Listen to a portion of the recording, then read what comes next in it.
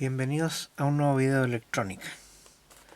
Lo que vamos a ver hoy día es un circuito que tiene cerca de 50 años de existencia. Incluso yo lo encontré en este libro que compré alrededor de los años 70 del siglo pasado. Así que efectivamente esto tiene como 50 años, si es que no más. Y estos eran los libros que habían en esa época para que uno pudiera hacer o armar circuitos en forma aficionado.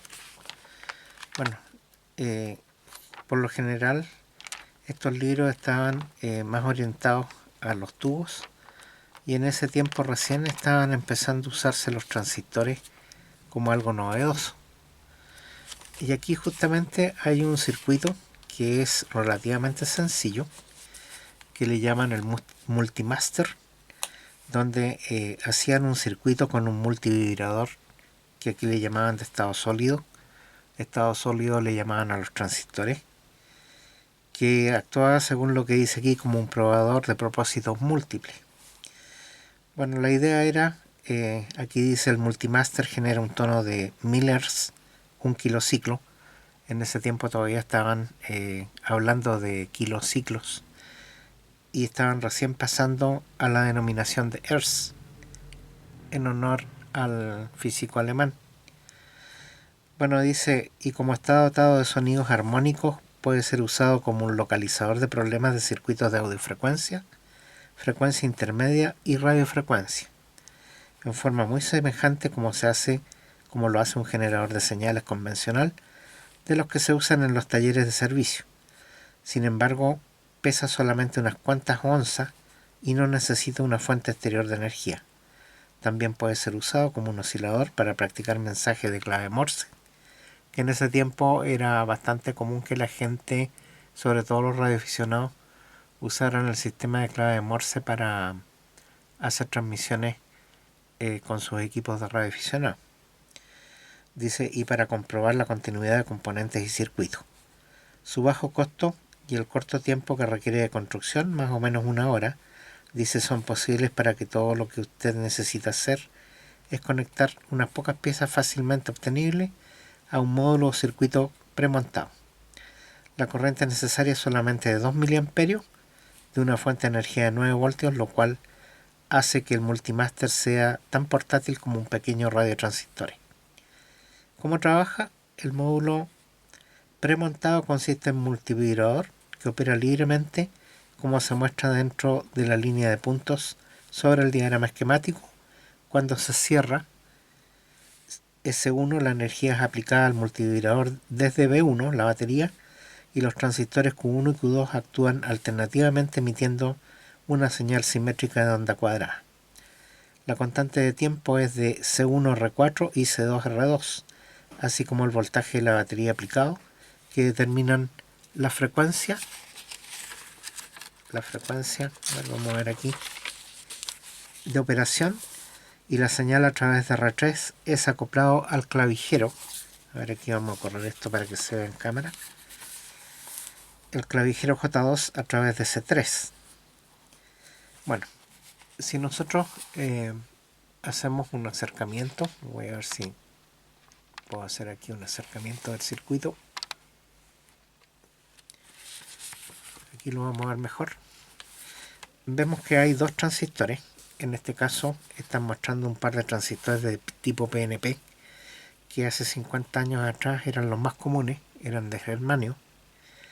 Y acá tenemos las resistencias y condensadores a los que hacen alusión. Aquí dicen que la constante de tiempo es de C1R4, C1R4 y C2 y R2. Bueno, justamente estos son los que permiten hacer de que el oscilador funcione a una frecuencia, en este caso de 1 kHz.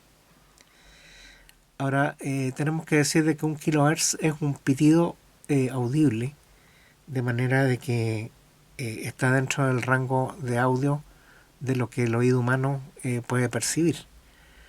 El oído humano supuestamente puede percibir señales entre más o menos unos 300 ciclos por segundo o hertz. y unos 8000 ciclos por segundo o hertz. De manera de que esto estaría dentro del rango audible. Así que si uno lo prueba con un amplificador en la tapa de salida, uno puede escuchar claramente un pitido, que lo vamos a escuchar una vez que tengamos hecho este aparato, y permite probar justamente las etapas de audio de una radio o un amplificador. Ahora, este circuito es muy sencillo. Aquí hablaban de un módulo, claro, este módulo lo podían comprar hecho hace 50 años atrás. Hoy día creo que también los venden, pero esto es tan sencillo que uno simplemente lo puede hacer con unas cuantas piezas. De hecho, esto funciona hoy en día con, claro, transistores PNP o transistores NPN. Lo único que hay que tener cuidado es que si se ocupan transistores NPN, que es lo que vamos a usar, hay que invertir la batería, porque la tierra en un circuito PNP es positiva, como podemos ver aquí, mientras que la tierra en un circuito NPN es negativa. Lo otro que esto ocupa también 3 condensadores pequeñitos, que son de 0.01 microfaradios. Eso equivale a 10 nanofaradios o a 10 kpf, que es lo mismo. De manera que, ¿qué lo que hicieron acá? Era poner un audífono en este lado y ponían una punta de prueba, y de esa forma podían inyectar señales y escucharlas también para poder probar algunas piezas. Ahora bueno, voy a leer acá un poco lo que dice, porque en realidad no es mucho más lo que hay. Dice: construcción. Usted no tiene que usar un módulo o circuito comercial para este proyecto. Casi cualquier par de transistores PNP, que dice aquí, en realidad en ese tiempo los NPN eran muy escasos, porque los NPN por lo general eran hechos con silicio y estos transistores eran de germanio. Bueno, dice, casi cualquier par de transistores PNP puede ser usado para construir uno, pero si prefiere trabajar con transistores NPN, simplemente invierta las conexiones de la batería, lo que les estaba diciendo yo. Pero encontrará más conveniente usar un módulo premontado. Bueno, lo que decía yo, se podía encontrar este módulo completo hecho. Dice: escoja cualquier caja de metal o plástico con tamaño suficiente para contener la batería de 9 voltios y el módulo. Puede montar el módulo en la parte exterior de la caja y conectar sus 3 cables de colores identificados como se muestra en el esquema. Bueno, aquí hablan del cable color rojo, el negro, que es para el negativo de la batería, el rojo para el positivo, y un amarillo que lo usaban para mostrar la señal que iba saliendo. Bueno, dice: un par de líneas de prueba convencionales pueden terminar en una clavija miniatura para insertar en J1 o J2, según lo que sale acá. Este es J1 y este es J2. El cordón de un par de auriculares puede ser también terminado en una clavija similar para insertar en J2.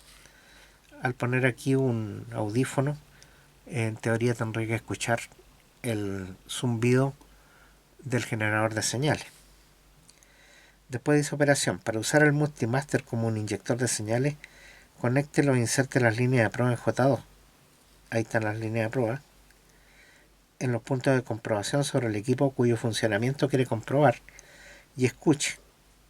Actúe en la misma forma como lo haría con un generador de señales convencional para descubrir si existe algún fallo. Para comprobar la continuidad de componentes, quite el cable de prueba de J2 e insértelo en J1, o sea acá, y conecte sus auriculares en J2, acá. Y entonces dice: ponga en contacto momentáneamente las piezas del lagarto, se refiere a las pinzas de cocodrilo, en las líneas de prueba, y la otra, y oirá un tono claro en los auriculares.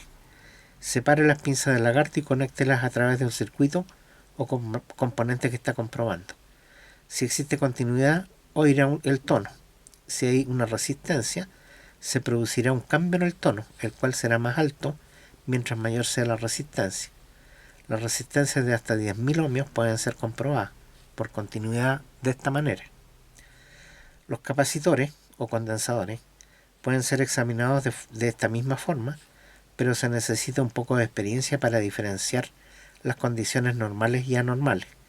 Dependiendo del valor del condensador, usted no oirá nada cuando se trate de pequeños valores o un chasquido o chirrido, el cual se va elevando y convirtiéndose en un tono cuando los valores aumentan. Un tono bajo usualmente indica un capacitor en corto. La comprobación de los diodos y los transistores es sencillamente un hecho de probar tonos desde adelante hacia atrás. Cuando inserte las líneas debe oír un tono una vez y un diferente tono la otra. Si no oye nada cuando las líneas están en una o dos posiciones, puede ser indicación normal, pero si tampoco lo oye en la otra posición, quiere decir que el componente está abierto. Está hablando en este caso de un diodo.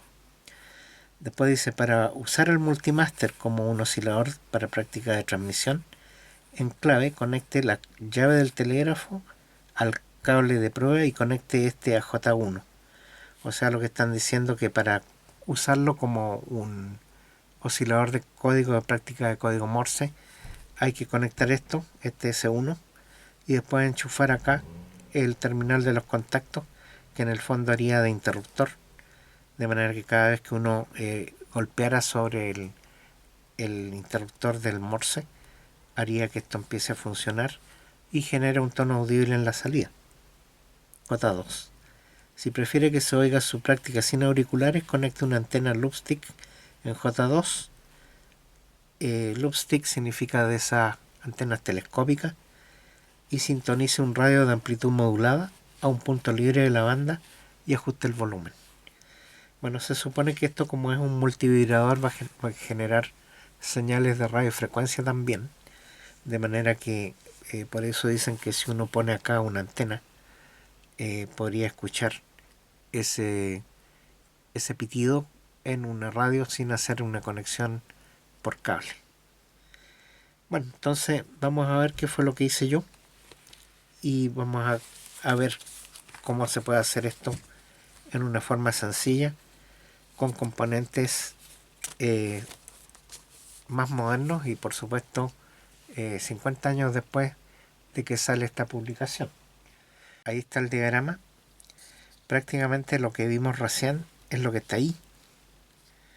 Tenemos dos resistencias de 10 kilo ohm, tres condensadores de 10 nanofaradios o 0.01 microfaradios, dos transistores NPN. En el circuito que vimos recién habían transistores PNP, y estos transistores que ocupé son 2N2222, pero la verdad es que se podría ocupar cualquier par de transistores, incluso de radiofrecuencia.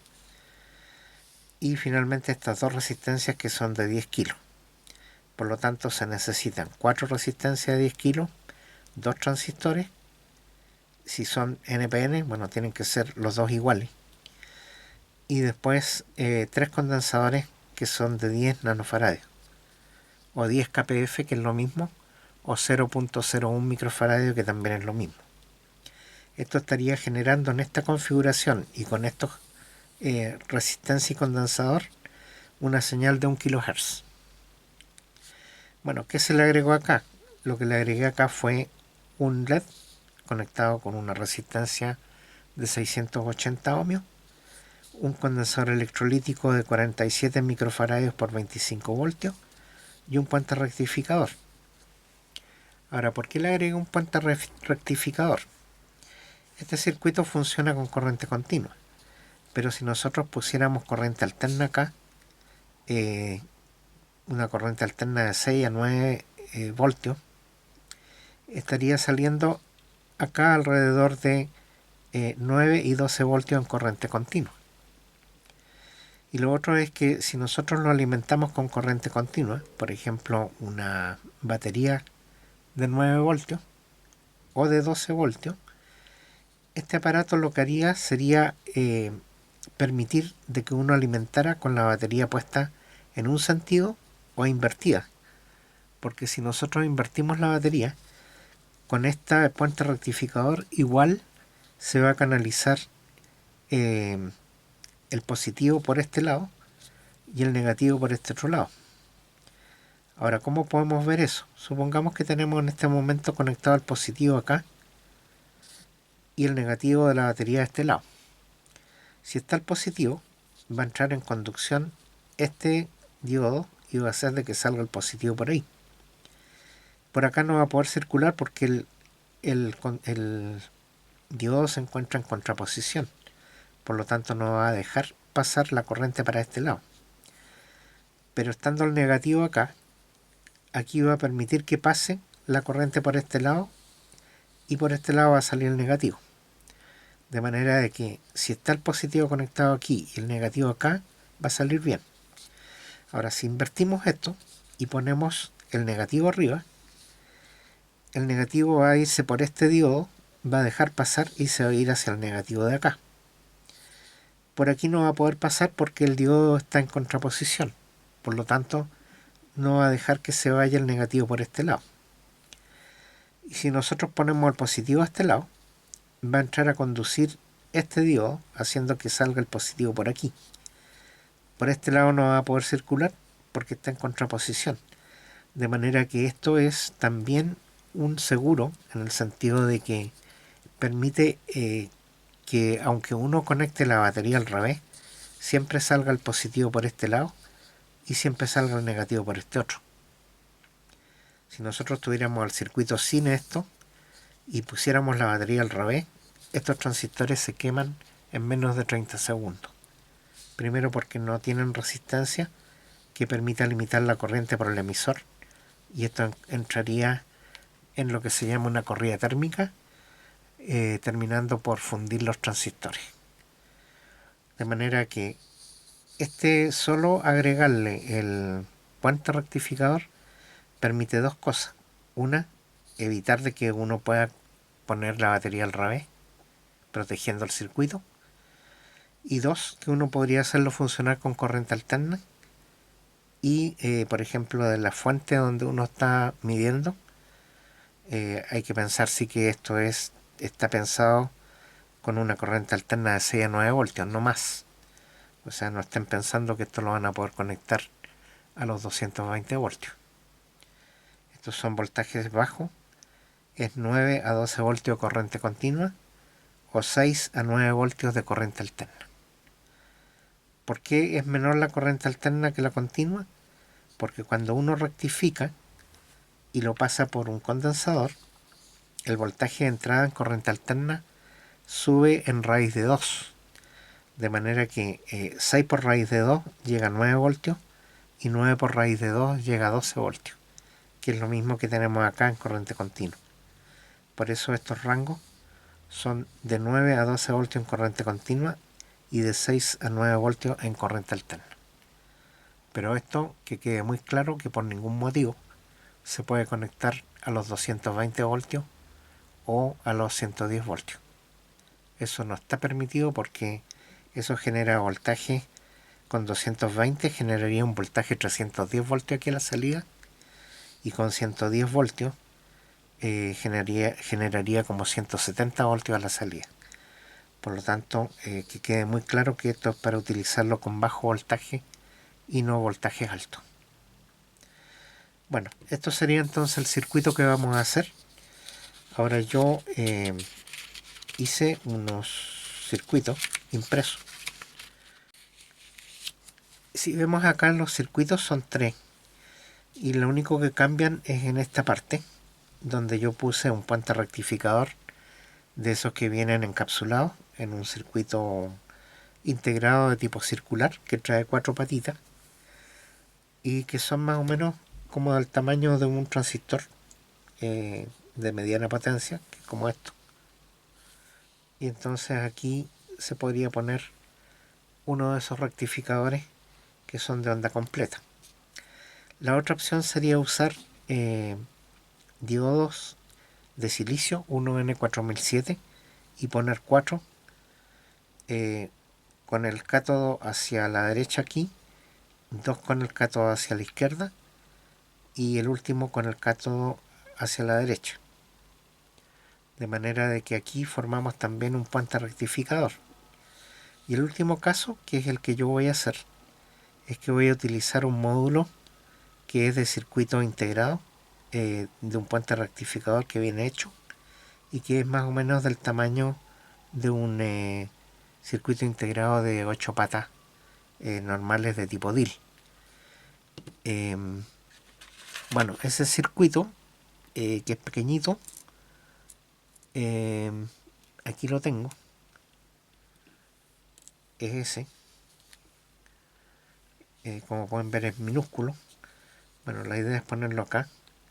Este es un circuito de montura superficial, de manera que lo puedo soldar ahí. Y el resto, bueno, lo armaría aquí en este espacio. Bueno, yo hice el circuito impreso.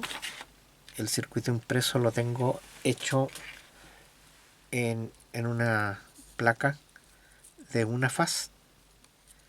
De manera de que en una placa sencilla se puede hacer este circuito que correspondería a este dibujo que está en este caso. Bueno, yo tanto el circuito del diagrama como el circuito que tengo aquí abajo en las tres versiones se los puedo regalar si me lo piden.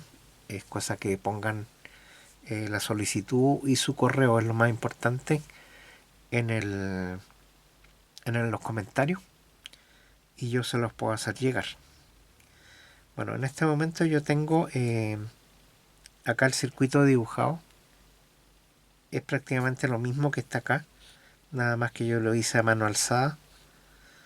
Y la idea es que en esta parte va uno de los transistores, acá va el otro, aquí van las resistencias, que son 4, los dos condensadores que determinan junto con una de estas resistencias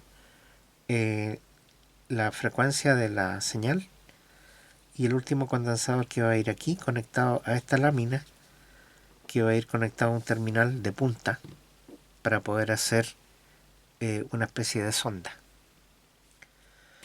Bueno, eso es más o menos la punta que tengo pensada usar. Es una punta de este tipo. Tiene plástico y tiene la punta. Entonces la idea es que voy a hacerle una ranura a esto, a los dos lados, para poder insertarla dentro del circuito. La voy a pegar y voy a conectar con el condensador que se encuentra ahí. De esa manera voy a hacer mi sonda para hacer las mediciones. Ahora, la parte donde va a ir conectado hacia la toma de corriente, en este caso de una batería, o para sacar la corriente desde un circuito que uno esté midiendo, van a ser estos caimanes que los voy a unir con un cable a estos dos terminales.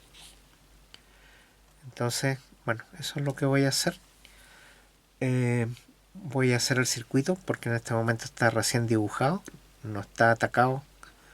Lo voy a atacar con percloruro de hierro. Lo que tengo dibujado lo hice con un lápiz indeleble y ya tengo hecho los agujeros, de manera de que una vez que esté hecha la placa ya la tengo lista para poder empezar a soldar los componentes. Bueno, vamos ahora entonces a ver cómo quedó la placa después de atacada con el percloruro de hierro. La placa ya se encuentra lista. Se atacó con la solución de percloruro de hierro y tiene un tamaño de 11,5 centímetros por 2 centímetros de ancho prácticamente. Bueno, ahora lo que voy a hacer es sacarle la tinta del lápiz indeleble con alcohol y después voy a empezar a poner las piezas. Una vez que ya esté todo listo, vamos a probar a ver cómo funciona. Bueno, ya está limpia la placa. Se le sacó toda la pintura que tenía de tinta indeleble con alcohol. Por detrás no tiene circuito, simplemente por un lado. Entonces lo que vamos a hacer ahora es revisar que los puntos adyacentes que hay no se estén tocando, que no hayan cortocircuito. y para eso voy a usar un tester que se puede hacer con cualquier otro tester en realidad. La idea es ver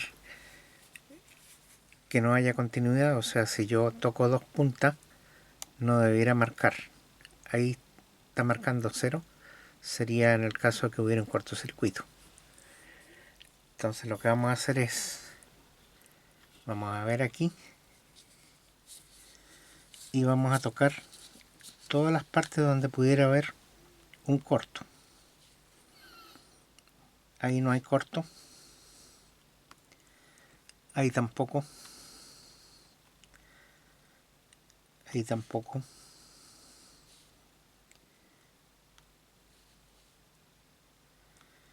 eso es la línea y un punto, tampoco. Ahora aquí vamos a tocar entre estos dos puntos, no hay corto. Con simple inspección visual se ve que no hay corto, pero de todas maneras es mejor revisar por si acaso hubiera algún cortocircuito antes de empezar a soldar los componentes. De manera que si hubiera un corto habría que pasar un cortante entre medio de las pistas para sacar el cortocircuito, obviamente.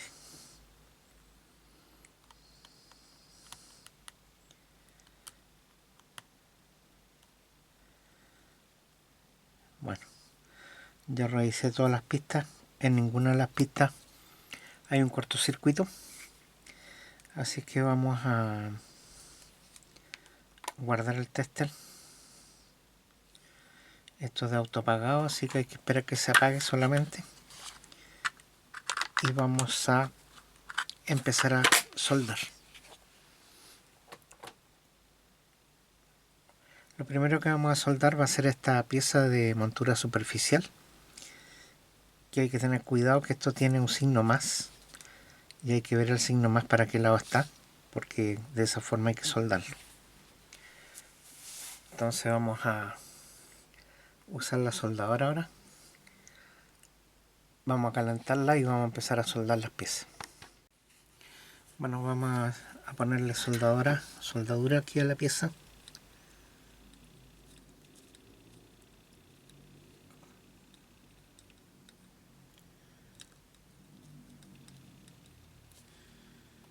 En estos 4 contactos va a quedar el puente integrado. Lo vamos a soldar por el lado de la soldadura. Ya revisé la posición. Vamos a aprovechar de estañar un poco las patas para que pegue bien. Bueno, ahí está el aparato. Vamos a estañarlo ahí.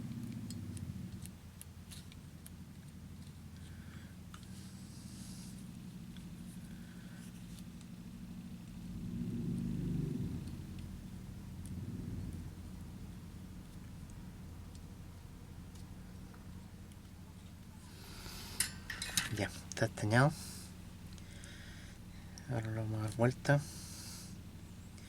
y lo vamos a mirar con este ojo de joyero para ver en la posición que está, para que no lo vaya a soldar en una posición equivocada. Bueno, si lo vemos con el zoom de la máquina, podemos ver de que el signo más está hacia el lado derecho, la pata inferior, de manera que esa es la forma como tenemos que soldarlo acá. Entonces lo vamos a poner aquí y vamos a calentar la parte de abajo para que solde la pata.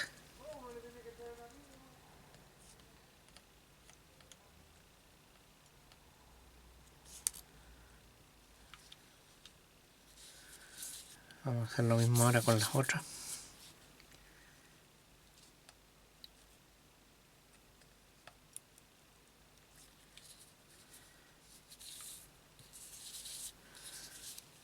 Y esta es la última.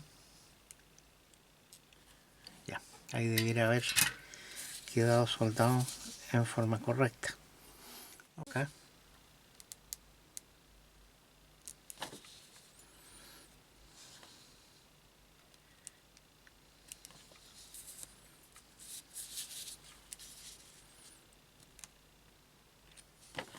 Ya, de esa forma me aseguro que la soldadura quede bien hecha. Ahí está el aparato soldado.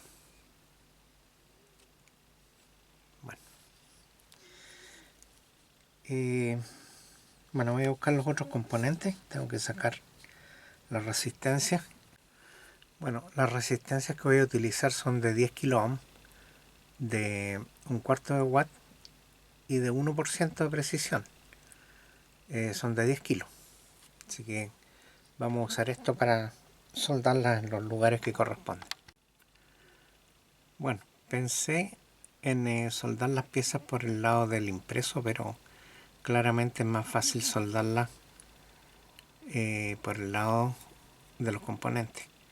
De manera que voy a dejar solamente el circuito integrado correspondiente al puente rectificador por el lado del impreso, ya que es un componente de montura superficial, y el resto lo voy a soldar tal como estaba pensado por el lado del circuito impreso. Del circuito por el lado de los componentes. Bueno, ahora lo que voy a hacer es soldar este salto, que en inglés le llaman jumper, que es para poder unir dos pistas que están seccionadas porque hay un conductor ahí que pasa por entre medio. De manera que ese es el único salto que tiene el circuito. Y lo voy a hacer ahora.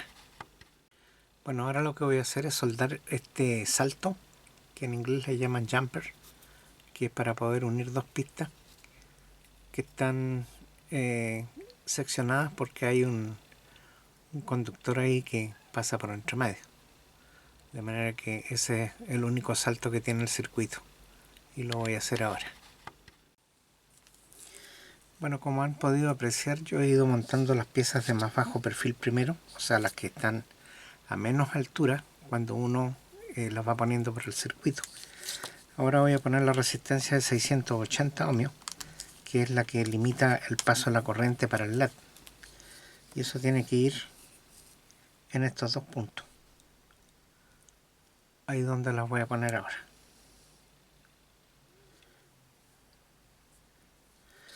Lo doblamos y lo metemos por el otro lado. Ahí. Y voy a soldarlo. Después se los muestro cómo quedó.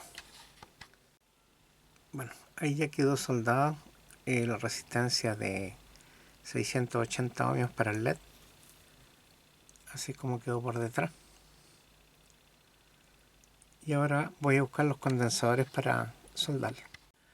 Bueno, ahora lo que voy a hacer es soldar este condensador electrolítico. Lo voy a poner acostado, de manera que ocupe menos altura.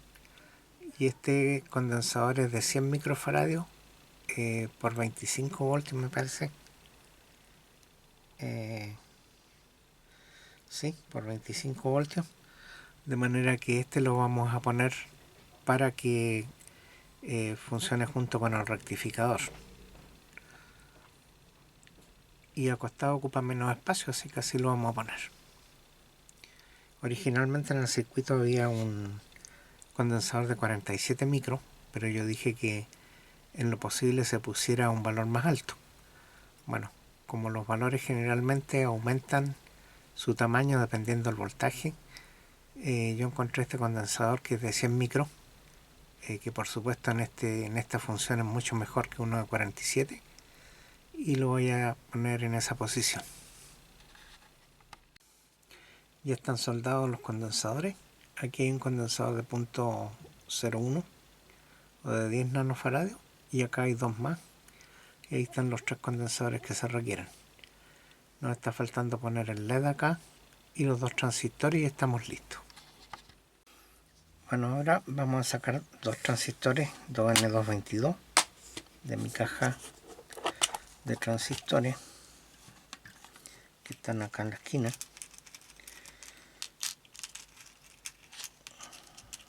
Medio complicado sacarlos aquí, pero aquí tengo uno.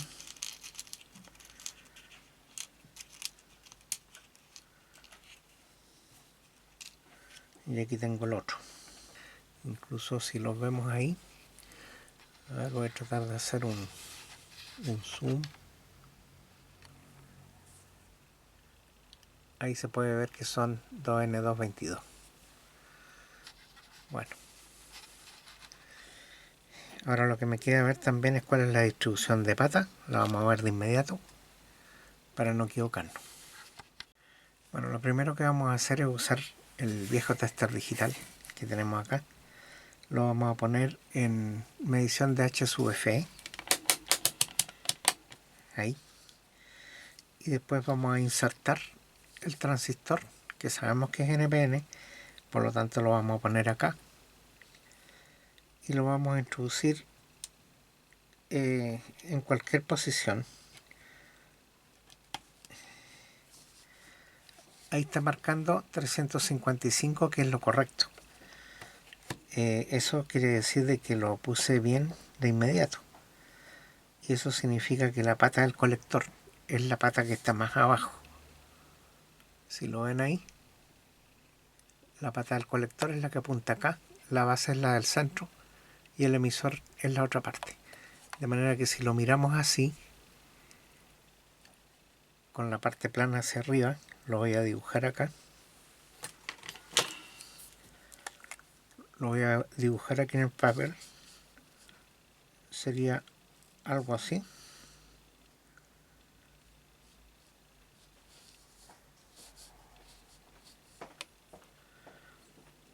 Y esta sería colector, base y emisor. Esa es la forma como va conectado.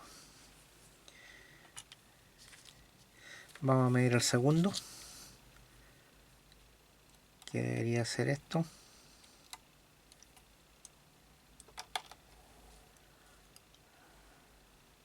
También nos mide bien y efectivamente esa es la forma como va. Lo que está midiendo ahí es el H sub Fe, que viene a ser la ganancia en corriente continua. Entonces lo que vamos a hacer ahora es ponerlo acá. Yo marqué un punto en la parte donde va el colector, de manera que tengo que hacer coincidir que sea de esta forma, de manera que va a quedar con la parte plana. Va a quedar con la parte plana como está aquí. Ahora, yo como no quiero que sea tan alto el perfil, voy a doblar el transistor para que quede acostado, igual como pasó, como lo hice con el condensador. Entonces le voy a doblar las patas para que quede acostado, así, y lo voy a soldar de esa forma. Así voy a lograr un perfil más bajo. Bueno, procedo a soldarlo entonces y después se los muestro cómo quedó. Bueno, después de soldado podemos ver que quedó así. Está más bajo el perfil que el condensador, así que no necesito bajarlo más. Y de esa forma quedó soldado en la posición correcta. El colector, de acuerdo con lo que está marcado ahí, es la pata que está así, y si lo vemos en el diagrama está correcto. Ahora voy a soldar el segundo transistor, y hay que acordarse que tiene que quedar el colector en el mismo sentido, por lo tanto tendría que meterlo así, tal como está ahí. Le vamos a alargar las patas ahí. Sería ahí. Y esto lo tendríamos que doblar también para que quedara entre medio de la resistencia. Entonces lo vamos a doblar aquí para que tenga un perfil más bajo. Ahí.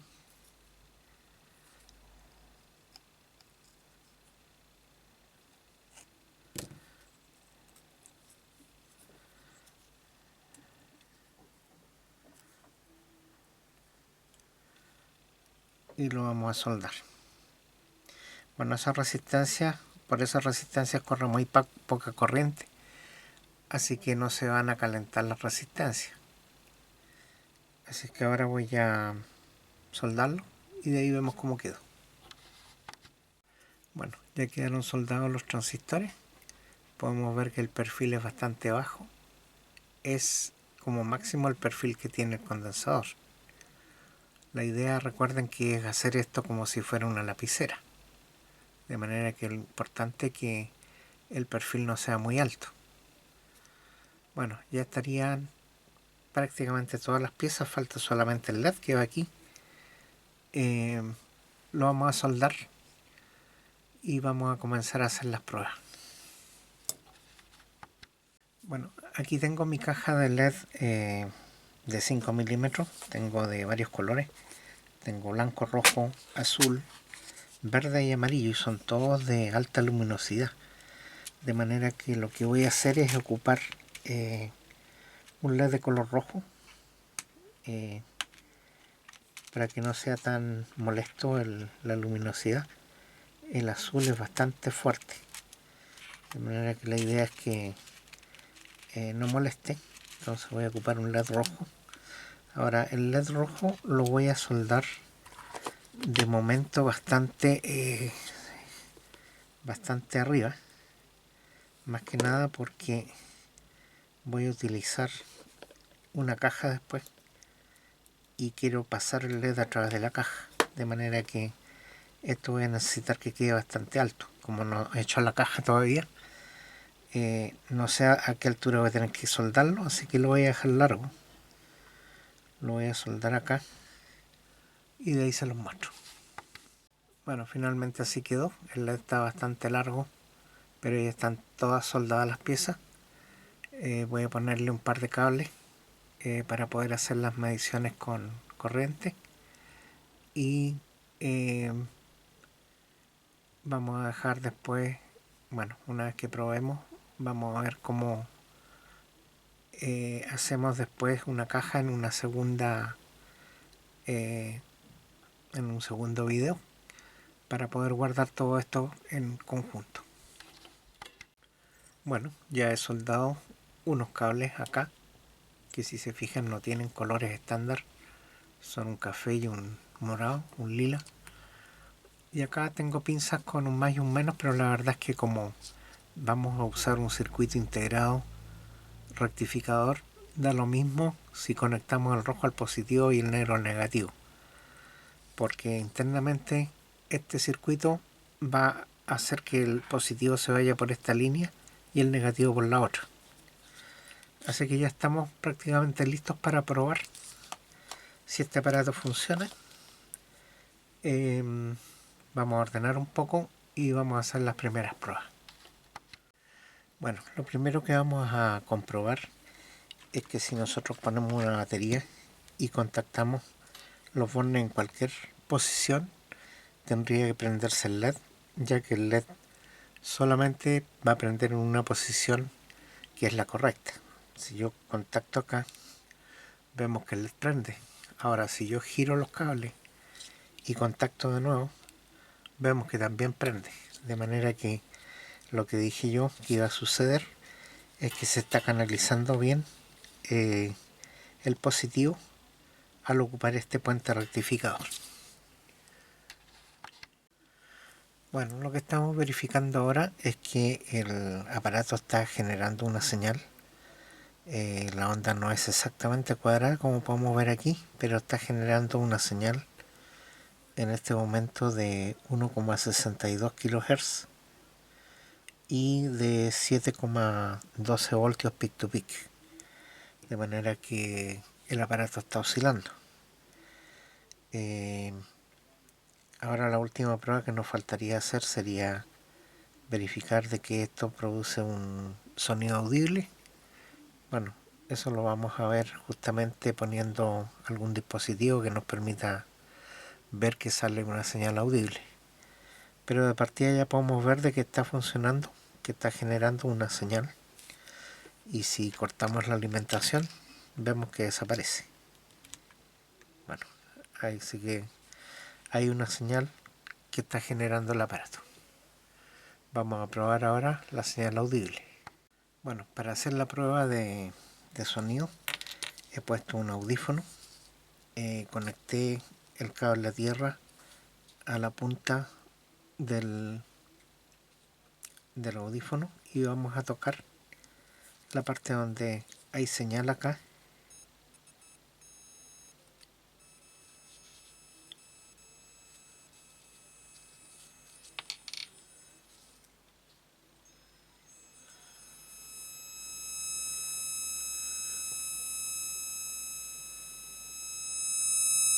Ahí se escucha.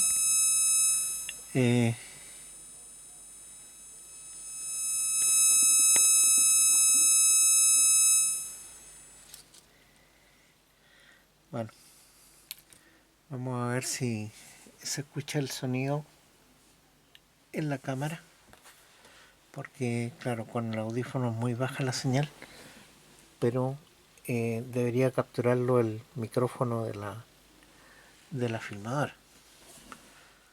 Voy a tratar de ubicar donde se encuentra el micrófono para poder hacer la prueba.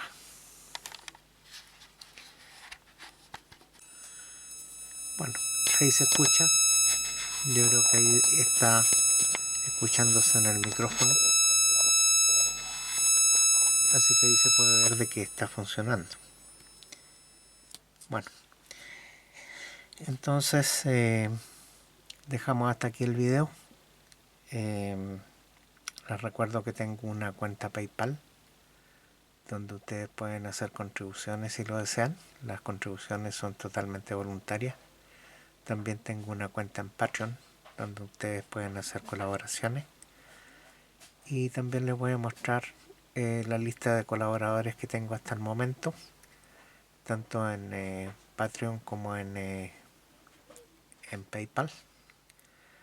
Les recuerdo que se suscriban si les gustó lo que han visto. Esto va a ser el primer video de 2 videos. En el segundo video voy a hacerle una caja para que quede más firme toda esta conexión y se pueda utilizar para hacer comprobaciones en equipos de audio. Y como pueden ver, esto ya permite probar audífonos. Bueno, una vez más, muchas gracias por ver mis videos y será hasta el próximo video.